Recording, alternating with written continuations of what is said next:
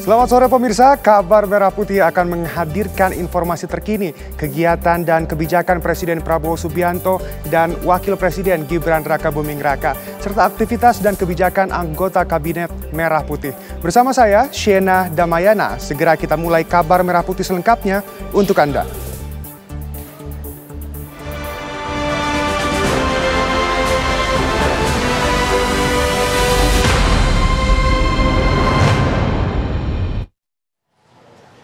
Presiden RI Prabowo Subianto menargetkan Indonesia tidak mengimpor beras pada tahun 2025. Prabowo yakin cadangan pangan Indonesia cukup karena produksi pangan yang naik.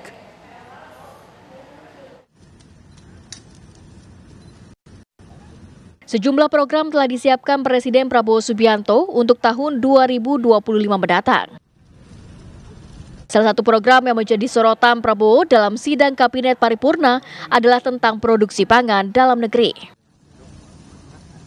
Menurut Prabowo, saat ini cadangan pangan yang dimiliki Indonesia ini hampir mencapai 2 juta ton. Prabowo pun yakin cadangan pangan tersebut cukup untuk tahun 2025, sehingga Indonesia tidak perlu mengimpor beras lagi tahun depan. Saya mendapat paparan yang sangat menggembirakan. Produksi pangan kita naik, cadangan pangan kita mungkin terbesar selama beberapa tahun ini.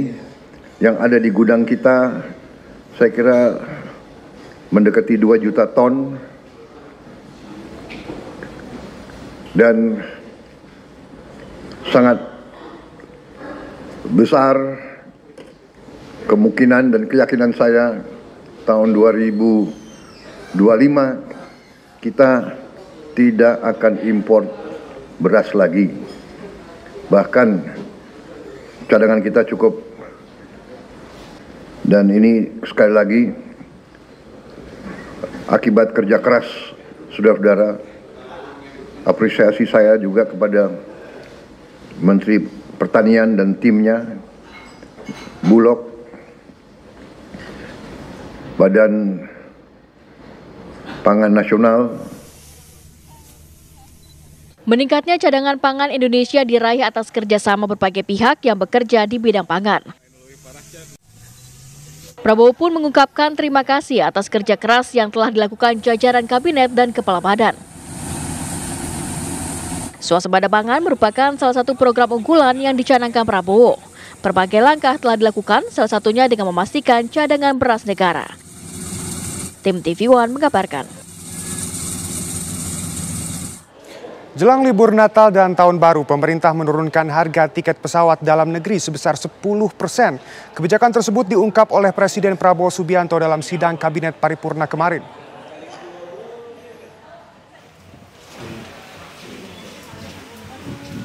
Untuk mengantisipasi libur akhir tahun, pemerintah menurunkan harga tiket pesawat hingga 10%.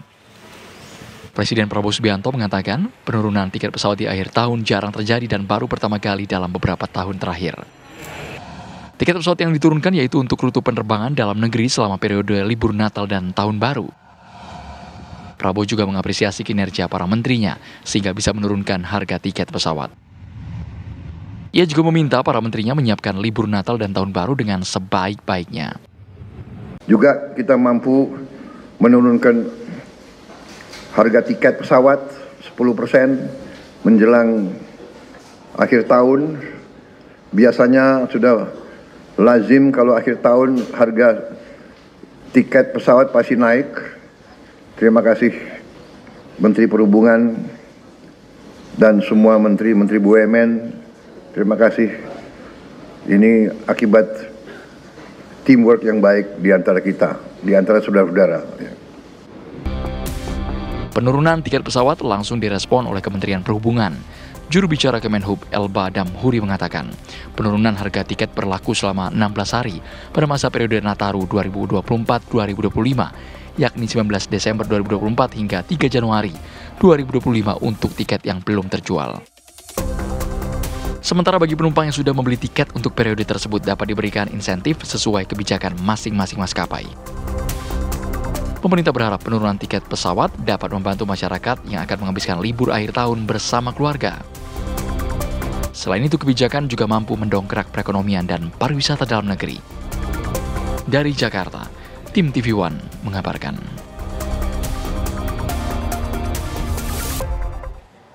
Presiden Prabowo Subianto menyoroti manfaat langsung yang dirasakan oleh rakyat usai pemerintahannya menghapus kredit macet UMKM. Menurutnya, kebijakan tersebut membuat UMKM, petani, dan nelayan menjadi lebih semangat.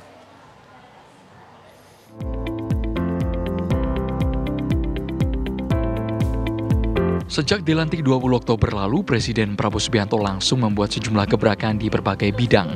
Salah satunya program penghapusan kredit macet untuk UMKM, nelayan, dan petani. Selama 1 bulan sejak kebijakan dilaksanakan, Prabowo mengklaim hal itu membuat rakyat khususnya kalangan UMKM, petani, dan nelayan menjadi lebih bersemangat. Kemudian saya ingin ucapkan terima kasih, saudara-saudara. Prestasi yang sudah kita berikan, bisa dikatakan kita baru 1 bulan kita mengambil alih ya administrasi negara ini, ambil alih baru 1 bulan, tapi kita sudah bisa memberi kepada rakyat hal-hal yang penting. Pertama, penghapusan utang di bidang UMKM yang sudah cukup lama. Untuk para petani, para nelayan kita, saya kira ini sangat dirasakan, ya, sehingga mereka sekarang bisa lebih semangat, lebih aktif kembali. Sebelumnya, Prabowo menghapus kredit macet di masa lalu UMKM, petani, dan nelayan di Indonesia. Usai keluarnya PP nomor 47 tahun 2024 yang ditandatangani pada 5 November 2024 lalu. Ia pun berterima kasih kepada Kabinet Merah Putih atas pencapaian terwujudnya kebijakan-kebijakan tersebut dan menekankan untuk terus menjunjung komitmen terhadap rakyat. Dari Jakarta, tim TV One mengabarkan. Presiden Prabowo Subianto menjamu sekitar 50 pengusaha asal Amerika Serikat yang tergabung dalam Dewan Bisnis Amerika Serikat ASEAN di Istana Negara hari ini.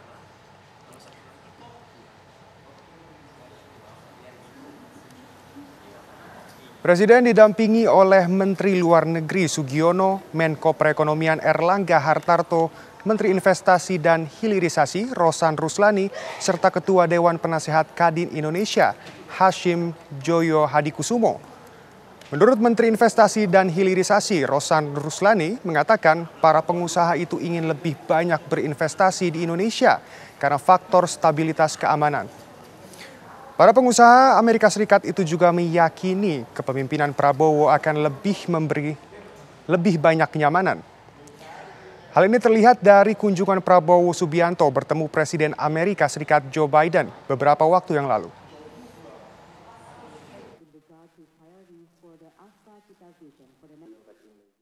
Jadi mereka menyatakan akan berinvestasi lebih di Indonesia karena mereka mempunyai keyakinan dengan pemerintahan Bapak Prabowo yang menunjukkan komitmennya untuk terus mengembangkan iklim investasi Indonesia, terus mengembangkan ease of doing business di Indonesia, dan juga di saat bersamaan juga Bapak Presiden menyampaikan tidak akan ada toleransi untuk untuk korupsi atau hal-hal negatif yang akan menghambat investasi.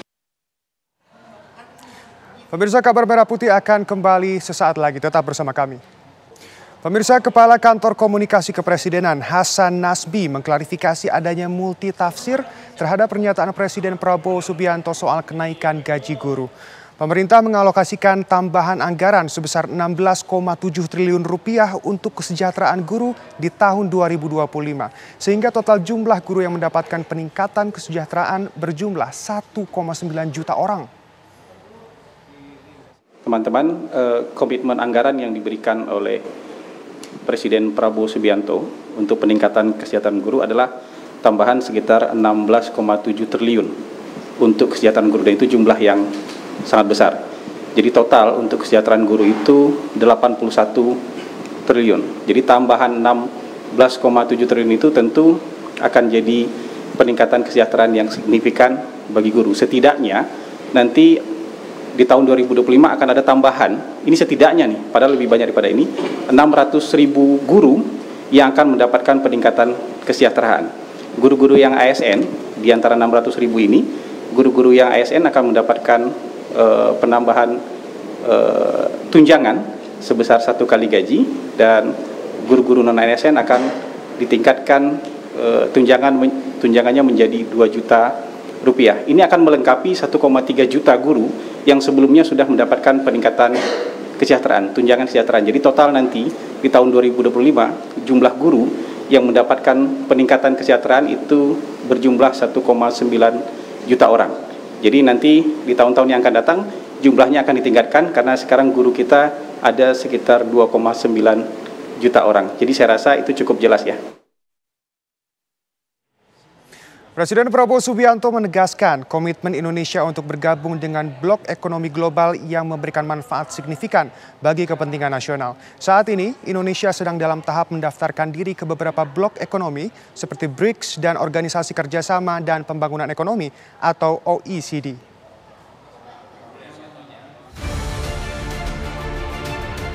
Presiden Prabowo Subianto menegaskan bahwa Indonesia akan terus memperkuat posisinya di panggung internasional melalui langkah-langkah diplomasi ekonomi yang strategis. Kepala Kantor Komunikasi Kepresidenan Hasan Nasbi menyatakan, Presiden telah memutuskan untuk bergabung dengan blok ekonomi global yang menguntungkan bagi kepentingan bangsa. Saat ini Indonesia sedang dalam tahap mendaftarkan diri ke beberapa blok ekonomi seperti BRICS dan Organisasi Kerjasama dan Pembangunan Ekonomi OECD. Pak Prabowo juga menyampaikan bahwa kita sebagai negara yang memperjuangkan national interest kita tidak akan bergabung dengan blok pertahanan manapun, tapi kita akan join dengan berbagai blok ekonomi yang menguntungkan kepentingan bangsa kita. Jadi selain mendaftar bergabung ke BRICS, kita juga sedang mendaftar dan bergabung dengan OECD. Kita juga berpartisipasi dalam CPTPP, jadi itu yang disampaikan oleh Presiden. Jadi kita akan bergabung dengan klub manapun yang kemudian nanti bisa memberikan keuntungan ekonomi bagi bangsa kita. Sebelumnya, Presiden Prabowo selalu memprioritaskan hubungan bilateral dan kerjasama ekonomi saat melakukan lawatan ke sejumlah negara. Presiden pun selalu membawa pesan diplomasi ekonomi yang inklusif. Dari Jakarta, tim TV One mengabarkan. Menteri Koordinator Perekonomian Erlangga Hartarto mengatakan dengan naiknya UMP sebesar 6,5%, pengusaha harus bisa mensiasati dengan cara meningkatkan produktivitas. Pemerintah juga menyatakan kenaikan UMP sebesar 6,5% diambil berdasarkan angka pertumbuhan ekonomi dan juga angka tingkat inflasi.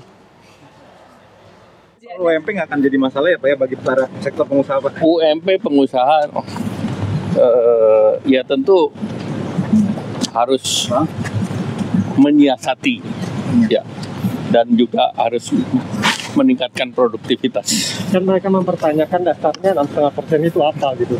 Ya kan jelas. Penjelasan dari pemerintah. Mulai dari pertumbuhan ekonomi maupun tingkat inflasi. Tapi udah ada komunikasi berarti dengan Apindo misalnya, kan kemarin mereka... Kemarin saya seharian di acara Kadin. Udah kita perjelas. Kalau pansus... Pemirsa, Menteri Agama Nasaruddin Umar kembali menegaskan akan memangkas anggaran perjalanan dinas yang tidak efektif. Anggaran perjalanan dinas di Kementerian Agama akan dipotong sebesar 50% untuk efisiensi anggaran. Gratifikasi spiritual. Menteri Agama Nasaruddin Umar memutuskan untuk membatasi anggaran perjalanan dinas sebagai langkah efisiensi. Tak tanggung-tanggung, Menak bakal memangkas 50% anggaran perjalanan dinas bagi jajarannya. Ia mengatakan efisiensi ini merupakan instruksi langsung dari Presiden Prabowo agar anggaran dapat dialokasikan ke hal-hal yang lebih bermanfaat dan bersentuhan langsung dengan masyarakat. Untuk ke depan Kementerian Agama, kita akan membatasi perjalanan dinas. Ya. Jadi, Ibu Menteri Keuangan, kita akan potong perjalanan dinas ini 50%. Dulu Menteri Agama atau Menteri Kementerian yang lain juga, setiap kali melakukan perjalanan dinas rombongan. Sekarang kami beradaptasi beransur-ansur, nanti perjalanan dinas itu tidak perlu pakai rombongan. Karena itu kali berapa, kamar hotel berapa, merepotkan orang berapa, kemudian juga transport lokalnya berapa, dan risikonya pun juga berapa. Imam besar Masjid Istiqlal ini juga menyebut dampak positif dari perjalanan dinas ke luar negeri hanya sebesar 0,5%.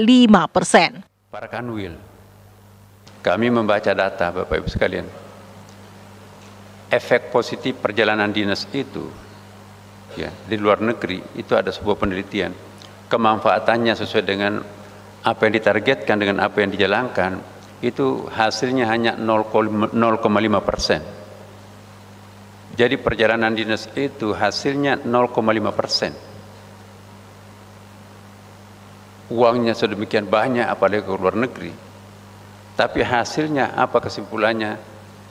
Dan sama sekali tidak mencerminkan ada sesuatu yang sangat positif. Bahkan lebih efisien kalau kita lakukan dengan cara zooming. Kedepan, Menteri Agama Nasaruddin Umar meminta pejabat tingkat pusat, rektor maupun kepala kantor wilayah lebih banyak memanfaatkan teknologi digital ketimbang perjalanan dinas. Menurutnya, setiap rupiah yang dikeluarkan dari uang negara harus memberikan manfaat bagi kepentingan negara. Tim TV One mengabarkan. Badan Anggaran DPR menyetujui kenaikan anggaran untuk 7 kementerian koordinator. Total anggaran yang diajukan mencapai 5,8 triliun rupiah.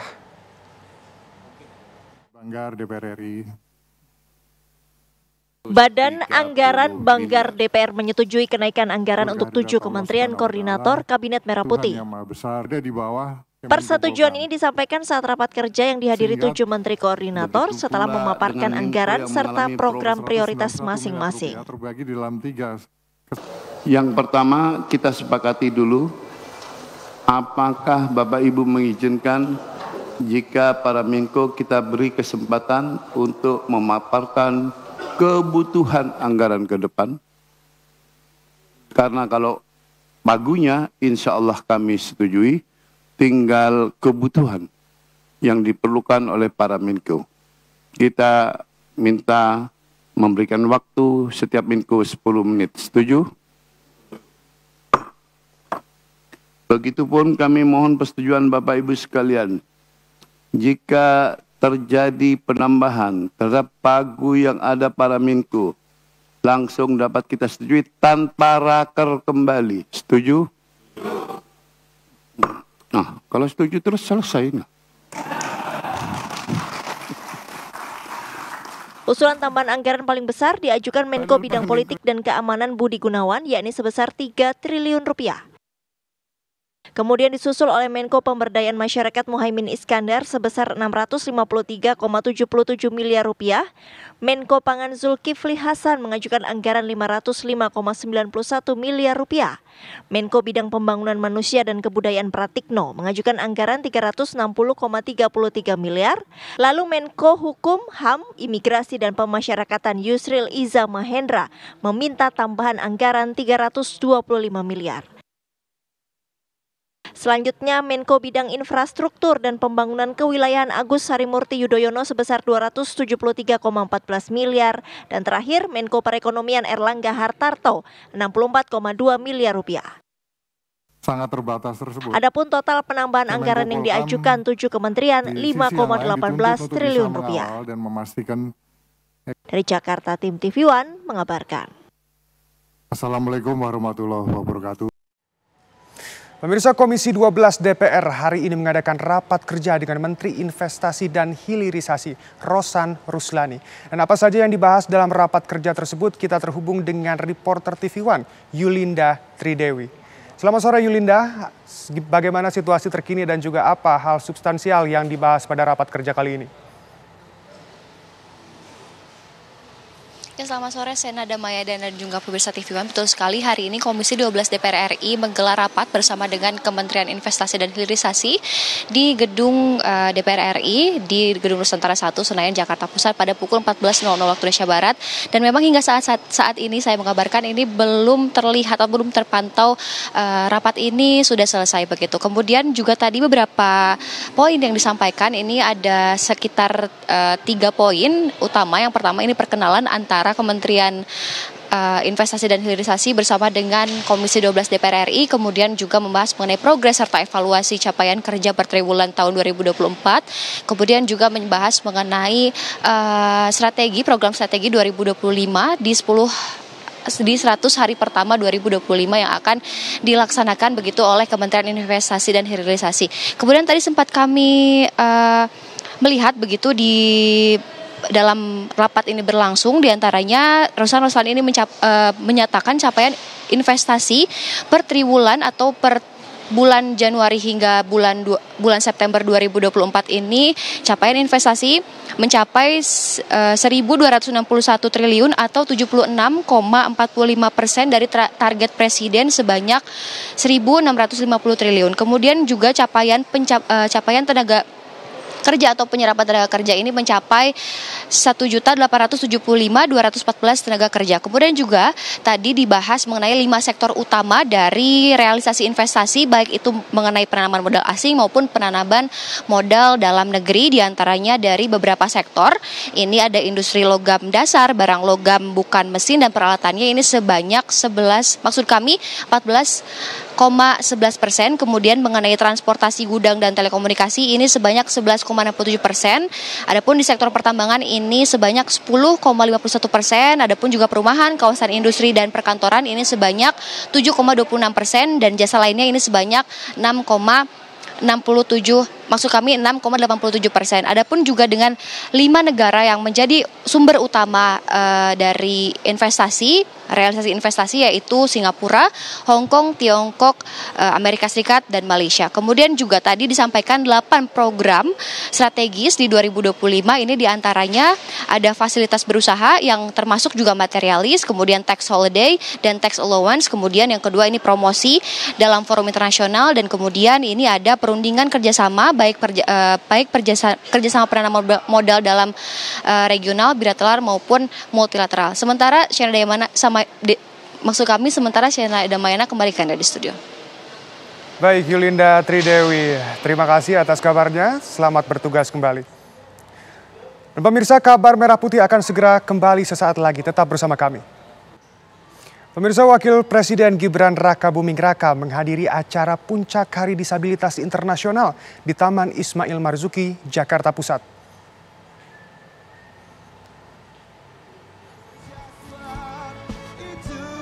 Acara ini merupakan puncak perayaan inklusivitas dan pengakuan atas kontribusi penyandang disabilitas yang digagas oleh Kementerian Sosial untuk meningkatkan pemberdayaan dan penyandang disabilitas di Indonesia.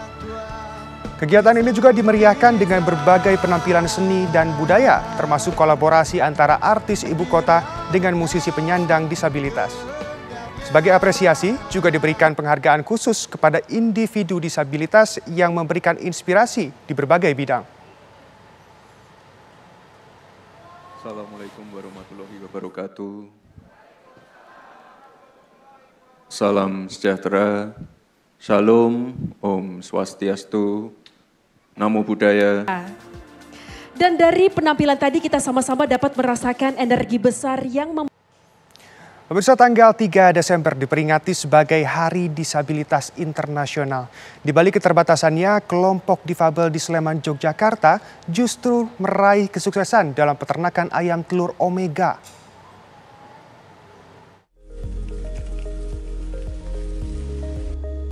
Kelompok disabilitas di Kabupaten Sleman mengembangkan peternakan ayam di Dusun Bejen, Catur Harjo.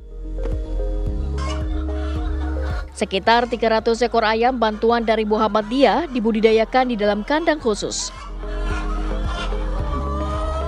Berbeda dengan lainnya, ayam-ayam di kandang ini menghasilkan telur omega yang dikenal baik untuk kesehatan.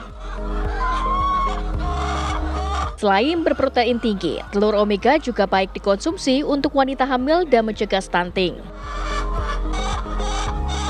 Dari sekitar 300 ayam yang dipelihara, setiap hari bisa menghasilkan sekitar 280 telur omega.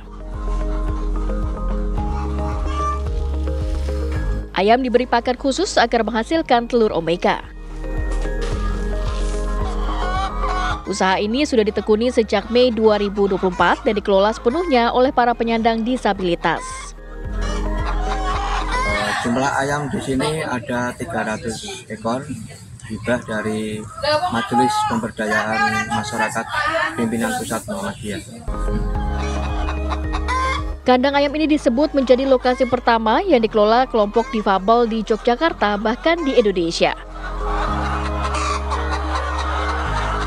Kandangnya didesain khusus yang ramah bagi kaum difabel. Baru satu-satunya bahkan di Indonesia ini yang ada sistem kandang yang akses difabel dan langsung dikelola oleh teman-teman difabel.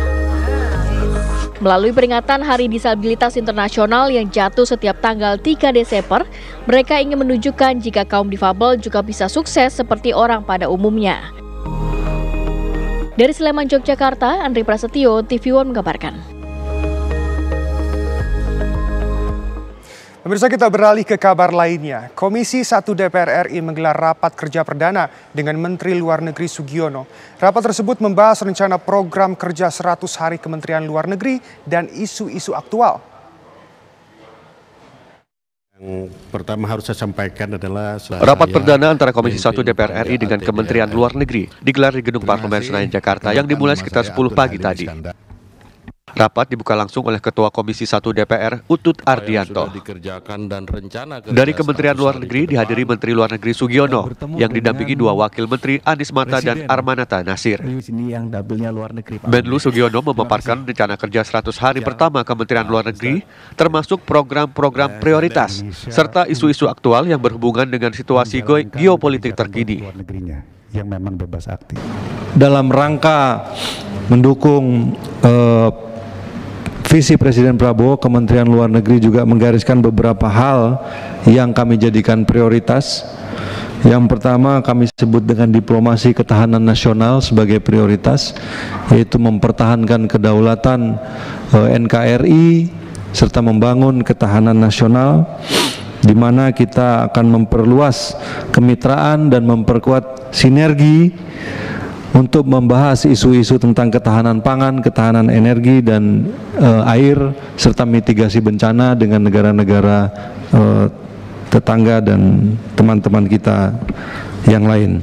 Tentu akan kami dukung Pak Menteri. Dalam rapat kerja bersama DPR kali ini, Kementerian Luar Negeri juga berencana memperkuat kelembagaan dengan membentuk Direktorat Jenderal Hubungan Ekonomi dan Kerjasama Pembangunan dalam rangka memperkuat koordinasi dengan sejumlah negara. Dari Jakarta, tim TV One mengabarkan. Sama-sama kita ciptakan lewat Kementerian Luar Negeri ini bisa. Pemirsa, kantor imigrasi kelas 2 tempat pemeriksaan imigrasi Sanggau, Kalimantan Barat membuat terobosan untuk memudahkan warga pembuat paspor. Pembuatan paspor kini tak hanya dilayani di kantor imigrasi, tapi juga bisa dilakukan di pusat pertokoan atau mal.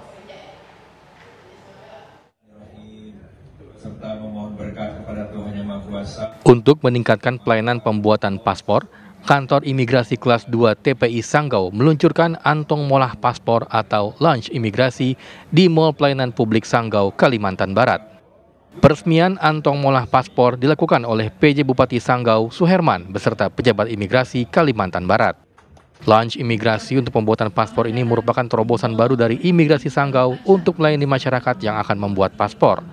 Sehingga masyarakat yang akan membuat paspor memiliki banyak pilihan lokasi. Selain di kantor imigrasi Sanggau, pelayanan pembuatan paspor juga dapat dilakukan di Mall Pelayanan Publik Sanggau.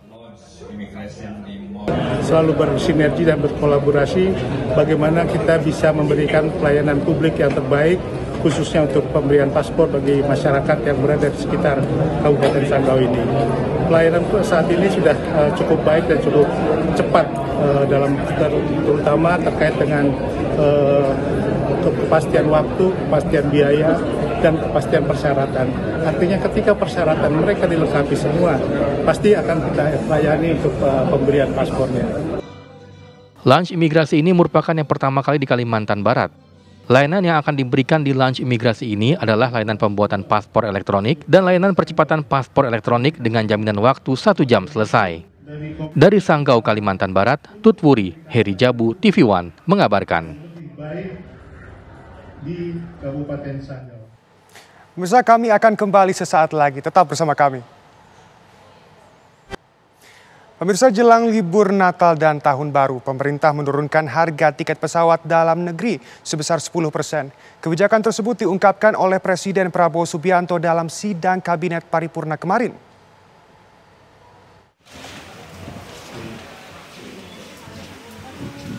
Untuk mengantisipasi libur akhir tahun, pemerintah menurunkan harga tiket pesawat hingga 10%. Presiden Prabowo Subianto mengatakan penurunan tiket pesawat di akhir tahun jarang terjadi dan baru pertama kali dalam beberapa tahun terakhir. Tiket pesawat yang diturunkan yaitu untuk rute penerbangan dalam negeri selama periode libur Natal dan Tahun Baru. Prabowo juga mengapresiasi kinerja para menterinya sehingga bisa menurunkan harga tiket pesawat. Ia juga meminta para menterinya menyiapkan libur Natal dan Tahun Baru dengan sebaik-baiknya. Juga kita mampu menurunkan harga tiket pesawat 10% menjelang akhir tahun. Biasanya sudah lazim kalau akhir tahun harga tiket pesawat pasti naik. Terima kasih Menteri Perhubungan dan semua Menteri BUMN. Terima kasih. Ini akibat teamwork yang baik di antara kita, di antara saudara-saudara. Penurunan tiket pesawat langsung direspon oleh Kementerian Perhubungan. Juru bicara Kemenhub Elba Damhuri mengatakan, penurunan harga tiket berlaku selama 16 hari pada masa periode Nataru 2024-2025, yakni 19 Desember 2024 hingga 3 Januari 2025 untuk tiket yang belum terjual. Sementara bagi penumpang yang sudah membeli tiket untuk periode tersebut dapat diberikan insentif sesuai kebijakan masing-masing maskapai. Pemerintah berharap penurunan tiket pesawat dapat membantu masyarakat yang akan menghabiskan libur akhir tahun bersama keluarga. Selain itu, kebijakan juga mampu mendongkrak perekonomian dan pariwisata dalam negeri. Dari Jakarta, tim TV One mengabarkan. Presiden Republik Indonesia Prabowo Subianto menargetkan Indonesia tidak mengimpor beras pada tahun 2025. Prabowo Subianto yakin cadangan pangan Indonesia cukup karena produksi pangan yang naik.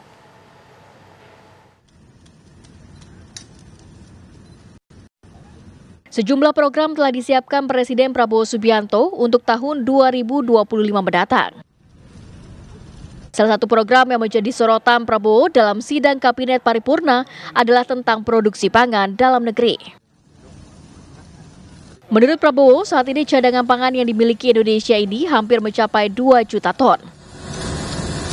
Prabowo pun yakin cadangan pangan tersebut cukup untuk tahun 2025, sehingga Indonesia tidak perlu mengimpor beras lagi tahun depan. Saya mendapat paparan yang sangat menggembirakan. Produksi pangan kita naik, cadangan pangan kita mungkin terbesar selama beberapa tahun ini. Yang ada di gudang kita, saya kira mendekati 2 juta ton. Dan sangat besar kemungkinan dan keyakinan saya tahun 2025 kita tidak akan impor beras lagi. Bahkan cadangan kita cukup. Dan ini sekali lagi akibat kerja keras saudara-saudara. Apresiasi saya juga kepada Menteri Pertanian dan timnya, Bulog, Badan Pangan Nasional. Meningkatnya cadangan pangan Indonesia diraih atas kerjasama berbagai pihak yang bekerja di bidang pangan. Prabowo pun mengungkapkan terima kasih atas kerja keras yang telah dilakukan jajaran kabinet dan kepala badan. Swasembada pangan merupakan salah satu program unggulan yang dicanangkan Prabowo. Berbagai langkah telah dilakukan, salah satunya dengan memastikan cadangan beras negara. Tim TV One mengabarkan. Pemirsa, Presiden Prabowo Subianto menyoroti manfaat langsung yang dirasakan oleh rakyat usai pemerintahannya menghapus kredit macet UMKM. Menurutnya, kebijakan tersebut membuat UMKM, petani, dan nelayan menjadi lebih semangat.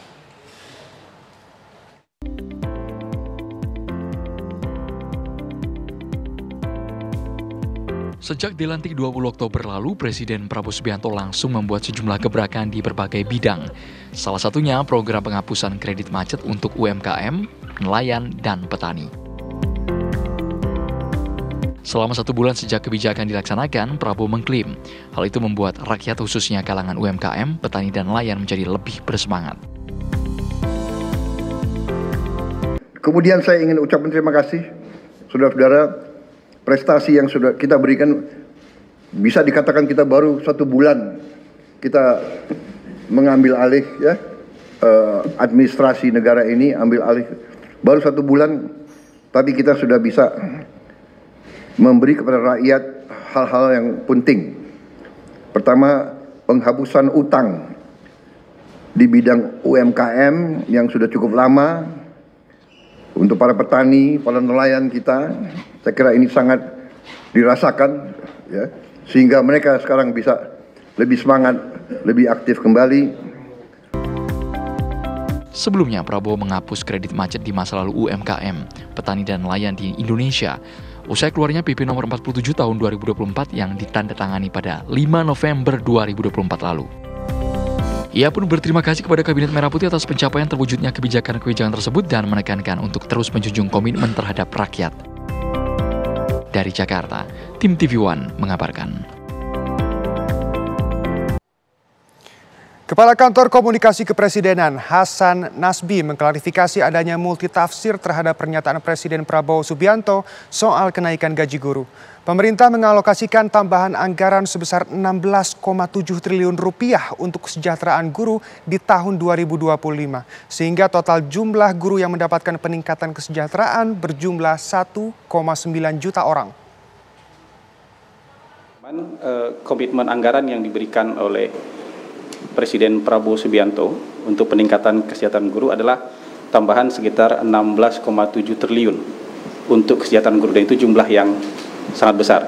Jadi total untuk kesejahteraan guru itu 81 triliun. Jadi tambahan 16,7 triliun itu tentu akan jadi peningkatan kesejahteraan yang signifikan bagi guru. Setidaknya nanti di tahun 2025 akan ada tambahan, ini setidaknya nih, padahal lebih banyak daripada ini, 600.000 guru yang akan mendapatkan peningkatan kesejahteraan.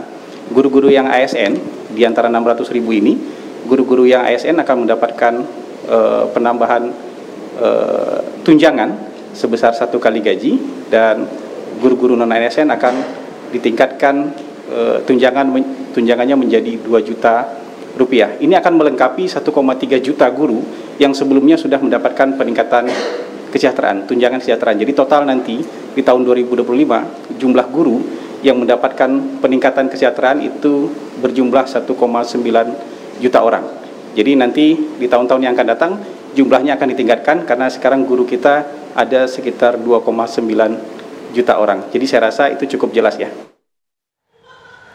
Dan pemirsa, usai sudah Kabar Merah Putih edisi hari ini. Saksikan terus Kabar Merah Putih tiap hari Senin hingga Jumat pukul 15.00 waktu Indonesia Barat. Sesaat lagi Anda bisa menyaksikan Kabar Petang. Saya Shena Damayana dan kru yang bertugas pamit undur diri. Selamat sore dan sampai jumpa.